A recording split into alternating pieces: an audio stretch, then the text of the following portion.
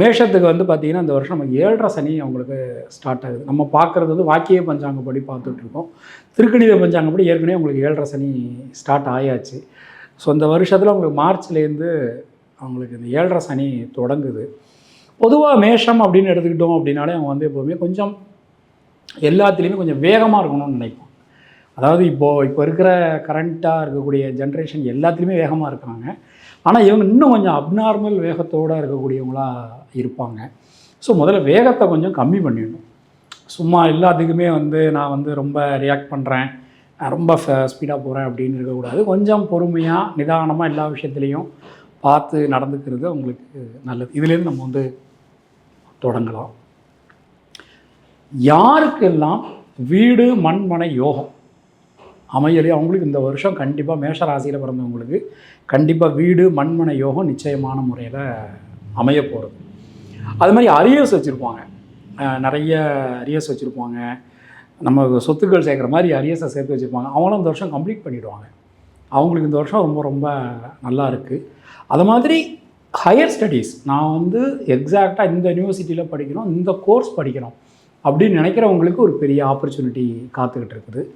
இன்னொரு உங்களுக்கு இந்த வருஷம் இன்னொரு பெரிய பெனிஃபிட் அப்படின்னா, நவம்பர் மேக்ஸிமம் இந்த வருஷமே ஃபுல்லாகவே 11th பிளேஸில் உங்களுக்கு வந்து ராகு இருக்காங்க. இந்த 3, 7, 11 ராகு இருந்தாங்கன்னா உலக புகழ் பெறுவாங்க அப்படின்னு சொல்லுவாங்க. ஸோ உலக புகழ் எல்லாருமே பெற முடியாட்டாலும் அந்தந்த ஏரியாவில் அவங்க வந்து எல்லாருக்கும் தெரிய வர்றது. ஃபார் எக்ஸாம்பிள் ஒரு காலேஜில் படித்தாங்கன்னா இவங்க ஏதாவது ஒரு அச்சீவ்மெண்ட் பண்ணி எல்லாருக்கும் தெரிய வர்றது. அந்த மாதிரியான விஷயங்கள்லாம் இந்த வருஷம் மேஷராசிக்காரங்க கண்டிப்பாக பண்ணுவாங்க. மே மாதத்துக்குள்ளே மேரேஜை பண்ணிடணும். மே மாதம் வரைக்கும் மேரேஜ் பண்ணுறதுக்கான ஒரு நேரம் ரொம்ப ரொம்ப நல்லா இருக்குது. ஈவன் அக்டோபருக்கு மேலே பார்க்கும்போது இந்த குழந்தை பாக்கியம் இல்லாதவங்களுக்குலாம் குழந்தை செல்லும் இந்த வருஷம் கண்டிப்பாக கிடைக்கும். பொதுவாக இந்த 7.5 சனி இருக்குது அப்படின்னு சொன்னாலே கொஞ்சம் ஒரு பதட்டம் அப்படின்றது இருக்கும் இல்லையா? இப்போ நீங்கள் சொல்கிற மாதிரி மேஷத்துக்கு வந்து 7.5 ஆரம்பிக்குது அப்படின்னா அவங்க என்ன மாதிரியான முன்னேற்பாடுகள் பண்ணிக்கணும், இல்லை பொது பலனா என்ன சொல்லலாம் அவங்களுக்கு? இல்லை, இப்போ இவங்களுக்கு வந்து இந்த 7.5 சனியில் வந்து நம்ம ஃபஸ்ட்டே நம்ம வந்து சொல்ல வேண்டிய விஷயம் என்னென்னு பார்த்தீங்கன்னா, சனி பகவானை பொறுத்தவரை ஜீவாதார பிரச்சனைகளில் கை வைக்க மாட்டார்.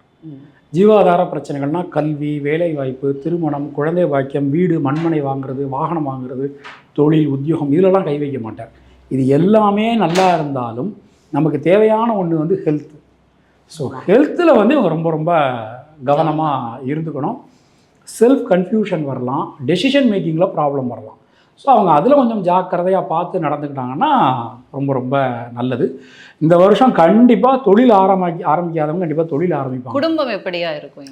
குடும்பம் சம்மந்தமான விஷயங்கள் ரொம்ப ரொம்ப அனுகூலமாக இருக்கும். மேஷராசிக்காரங்க வந்து வாழ்க்கையில் செய்யவே முடியாத ஒரு பரிகாரம், ரொம்ப ஈஸியான பரிகாரம் ஒன்று இருக்குது. ஆனால் செஞ்சாங்கன்னா ரொம்ப நல்லது. மற்றவங்க வீட்டில் இருக்கிற சொல் பேச்சை கேட்டு நடந்துக்கிட்டாங்கன்னா ரொம்ப ரொம்ப நல்லாயிருக்கும். முக்கியமாக ஹஸ்பண்டு ஒய்ஃப் பேச்சை கேட்கணும், ஒய்ஃபு ஹஸ்பண்ட் பேச்சை கேட்கணும். ஒய்ஃப் பேச்சை ஹஸ்பண்டுக்கோட கேட்டுருவார், ஆனால் ஹஸ்பண்ட் பேச்சை ஒய்ஃப் கேட்குறது கொஞ்சம் கடினம்.